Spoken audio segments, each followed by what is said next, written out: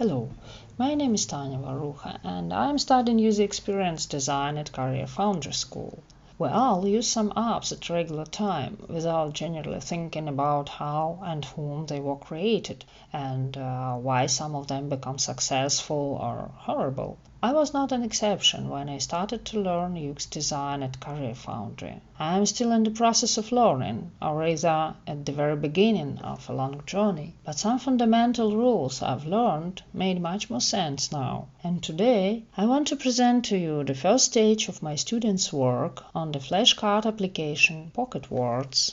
PocketWords is a flashcards app that helps you to develop your language skills, to learn or improve new vocabulary by a snappy way.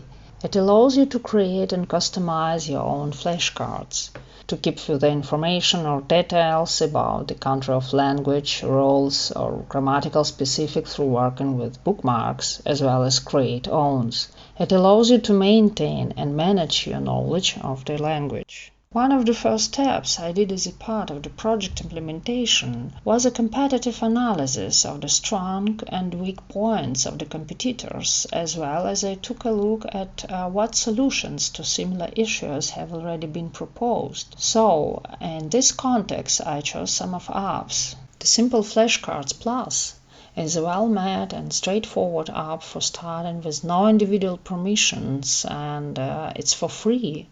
It has a lot of useful features like an option to add images to the flashcard, downloading another cards collection, quizzes, voice to text. The application gives you a pleasant feeling while using it. But it hasn't got any essential options, for instance folders, subfolders, the gender of nouns for some languages, etc. Pictures option is more not user-friendly. The button specification could a bit confused. No start or favorite options. German Cards is a simple app which could be useful for those who learn German grammar in a targeted way or wants to repeat just essential parts of German language like declensions of verbs or sustainable expressions. It's free as well and without ads. The interaction with the application, however, is visually overwhelmed because of color and structural decision. It lacks additional simple options, singular and plural forms, choosing or adding words or sustainable expressions manually, addition function. It hasn't got generally many options. Flashcards Maker is a handy and fantastic app for learning a new language. It's got a lot of neat features. It supports many languages. Generally, app gives you the ability to operate with many different options, such as adding examples and transcriptions in convenient format, to add words and phrases in a simple, intuitive, understandable way. You can use it offline as well, and the app has a reasonable price for premium. For such an app, good audio and video of real people give more exciting experience, as well as voice and images features for both languages on flashcards to choose. It doesn't have the ability to add words via sharing mode automatically, for example from browser or reading apps. It doesn't have the integration with some dictionaries, just with part of them, and has no integration with iOS. To understand the thought processes and emotions of real people, I did 21 interviews with the volunteer participants. Thereafter, I could realize and create my full-fledged proto-persona to be able to craft meaningful problem statements and construction of ideas during the ideation phase in the future. Let's meet Vanessa. She is 28 years old. She came from Hungary and has been living in Germany for 2 years. What do we know about Vanessa? Vanessa worked as a project and service manager for years, but she decided to get an education within humanities and social sciences as well. It's a challenging decision, certainly. She is an international student now, but she stays social active and keeps an idea for her international social project. Vanessa is a loving, caring mother of a small, curious daughter as well. and she needs to reconcile her education and family life in a new country. Time is what she has to struggle every day for. That's why she lacks time for a live language course as well as time for textbooks. Some of Vanessa's quirks reflect her as well. I need to communicate with many people from different countries and different cultures. I stay social active and I plan to organize an international cultural project. What kind of person is Vanessa? She's intelligent, caring person, communicative, active, inquisitive, and cautious as well. What are her needs? She needs to be able to communicate with people using a rich vocabulary with no shy and no shame.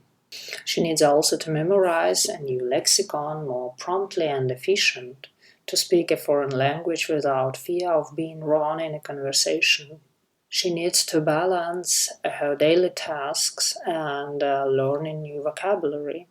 What does Vanessa want? She wants to feel her confident and independent in the international community. She wants to be able to master more sources of information, to live and act meaningfully in a new country, to understand the culture and native speakers while living in a new country, and of course traveling. What is the most challenging for her using the vocabulary app? Vanessa says that she's forced to use some different learning apps, as she can find all that she needs in one of them. She's frustrated often with the time she needs to handle the app's features and to set up all necessary options. The tagline adhered to by Vanessa is, "Stay independent and confident wherever you are." What problem are we solving?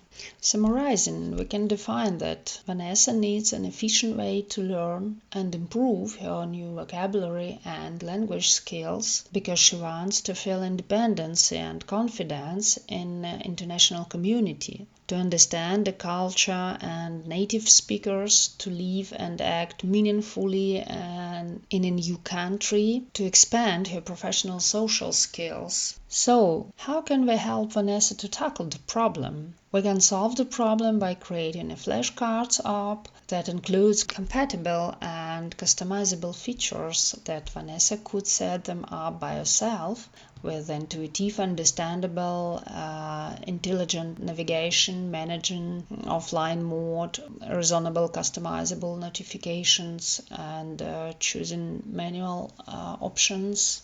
Actually, Vanessa needs an app that helps her to improve her language skills, her learning efficiency, and will enjoyable during the learning process as well, and will stay easy to use at the same time.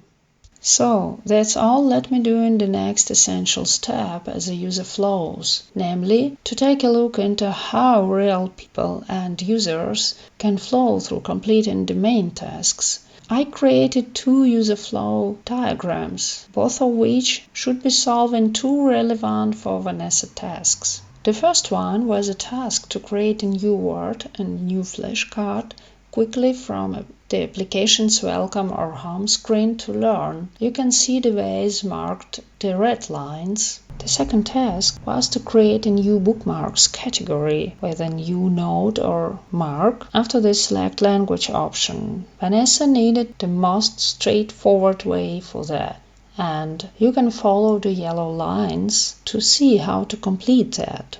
And now we have reached the phase of low fidelity wireframing and prototyping.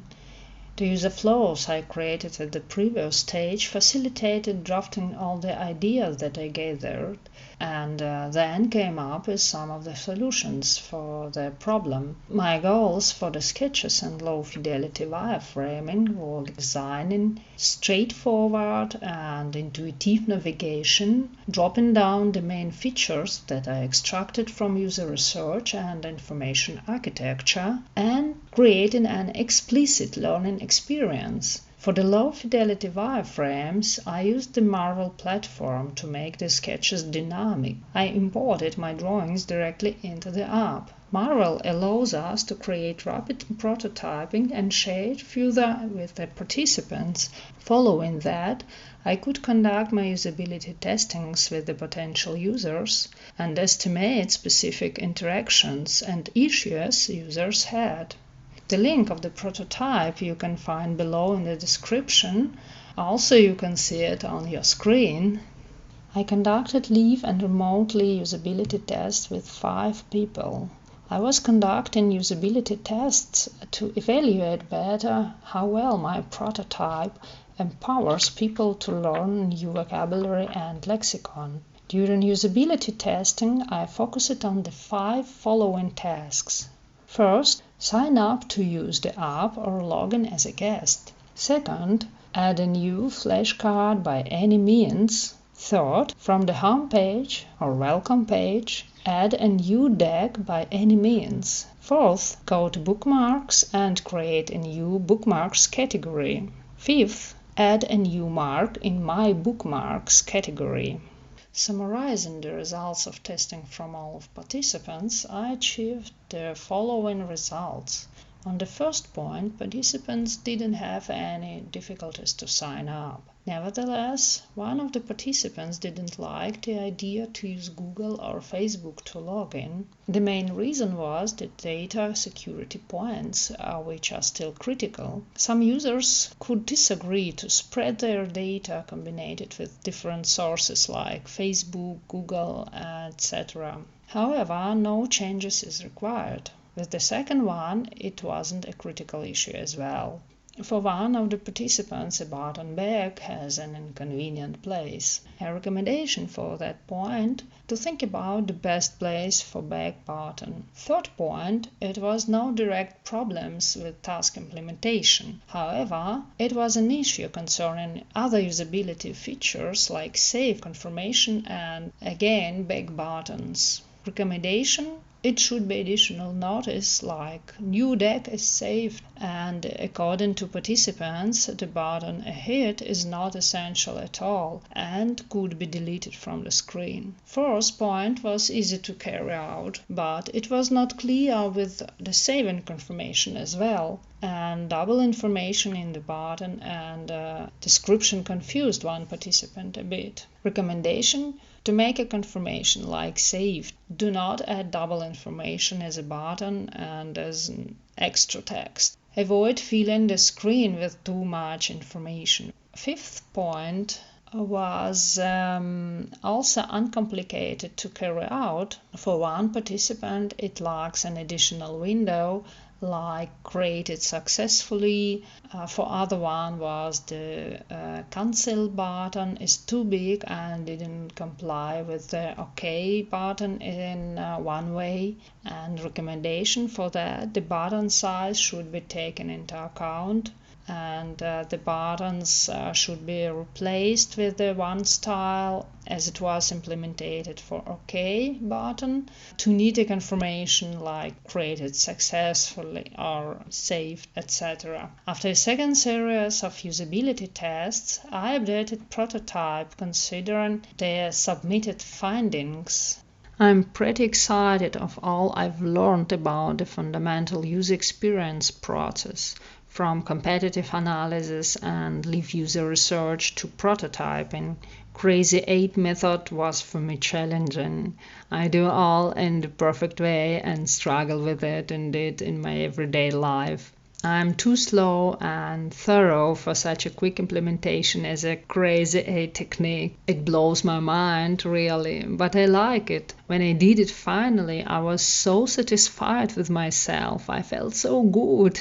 In such situation, getting new experience, the willingness to open a new door when it's time to go ahead might be able to help not to stuck and just try. It helps me remarkably. As benefits, I could define some points. For instance, user research is a matter of work with real people, their visions and perceptions version which could be utterly different from mine's. New methods to work with ideas, brainstorm, crazy eight method as well, prototyping after newly findings. As for cons, I found not so much for me, but somewhat great difficulty. It's a time schedule. I can say that the main challenge for me was the time. My usual time management skills were broken, but I'm happy to create some new ones.